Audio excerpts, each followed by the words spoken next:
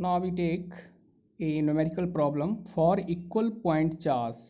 Each 16 microcoulomb are placed on the four corners of square of side.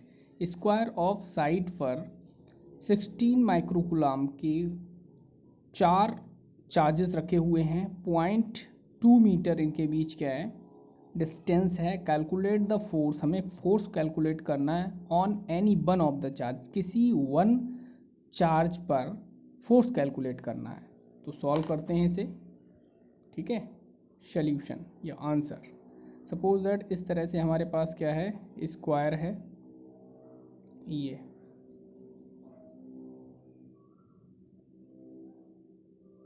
ठीक है, एक charge यहाँ रखा हुआ है, एक यहाँ है और एक यहाँ है और एक यहाँ है. ये 16 माइक्रोकूलम के हैं.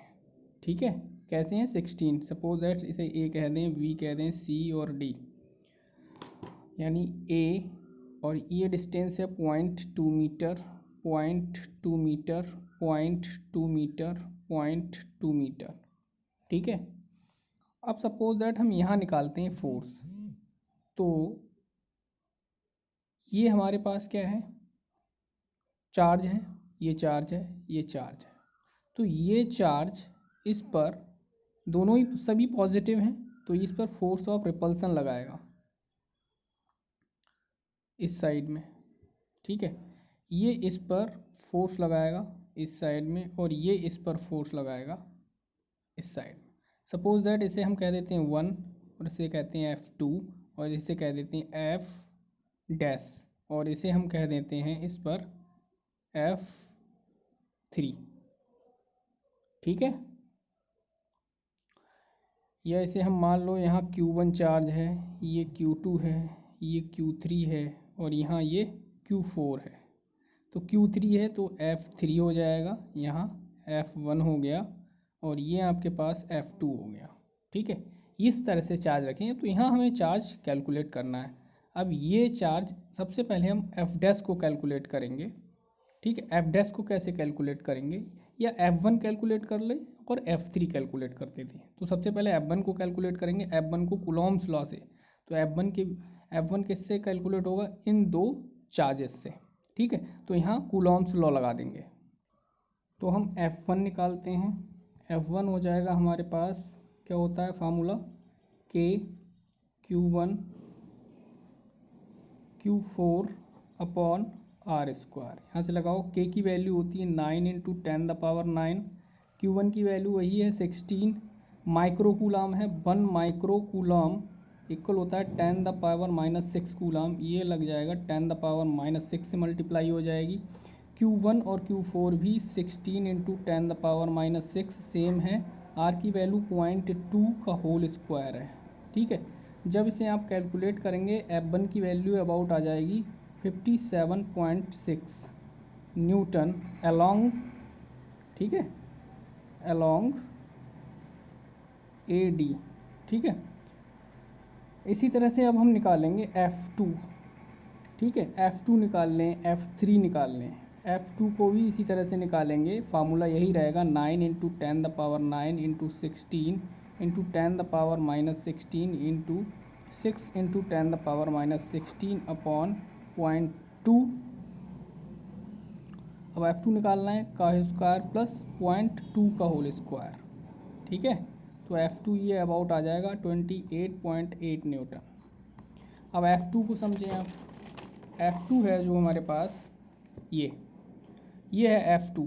ये कैसे निकालोगे, ये इन दोनों के बीच F2, यानी 0.2, ये है 0.2 है. तो इससे पाइथागोरस लगा देंगे, तो 0.2 और 0.2 का होल स्क्वायर आ जाएगा. टोटल डिस्टेंस क्या आ जाएगी, ये टोटल डिस्टेंस आ जाएगी 0.2 का होल स्क्वायर प्लस 0.2 का होल स्क्वायर. ये टोटल डिस्टेंस आ जाएगी F2 की. ठीक है, ये टोटल डिस्टेंस आ गई. ठीक, सिमिलरली हम F3 को कैलकुलेट करेंगे. F3 को जब कैलकुलेट करेंगे तो वही आपका K Q1 and Q3 and Q4 upon R square. इसे जब वैल्यू पुट करेंगे तो ये आएगा 57.6 न्यूटन.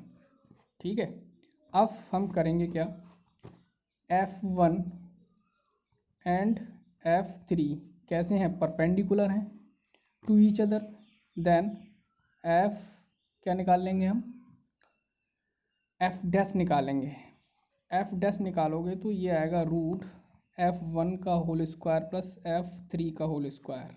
इसकी वैल्यू पुट कर दोगे, F1 आप निकाल चुके हैं कितना 57.6 का होल स्क्वायर प्लस F3 कितना आया 57.6 का होल स्क्वायर रूट। ठीक है, तो एफ डैश ये आएगा अबाउट आपका 57.6 रूट 2 न्यूटन। ठीक है, hence total force on charge Q4 is, total force कितना है भाई, टोटल फोर्स की बात कर रहे हैं यहाँ। ये एफ डैश हमने फाइंड आउट कर लिया, कैसे, पैरेललोग्राम लॉ से।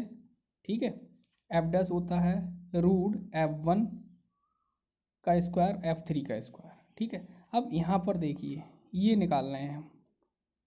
ठीक है, अब टोटल फोर्स इस Q पर कितना लग रहा है वो हमें फाइंड आउट करना है। टोटल फोर्स एक तो F2 लग रहा है इस पर और एक एफ डैश लग रहा है। ठीक है, टोटल फोर्स ये देखिए इस पर कौन सा फोर्स लग रहा है, एक तो F2 लग रहा है और एक एफ डैश लग रहा है। तो टोटल फोर्स ऑन Q4 पर, टोटल फोर्स यानी F, एक तो F2 लग रहा है और प्लस एक एफ डैश लग रहा है। F2 कितना है 28.8।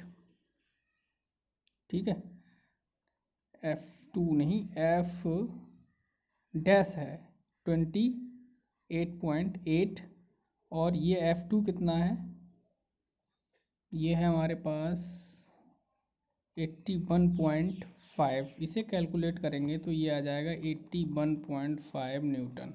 दोनों को ऐड कर देंगे तो ये हो जाएगा अबाउट 110.3 न्यूटन। यही आपका क्या है आंसर है। ठीक है।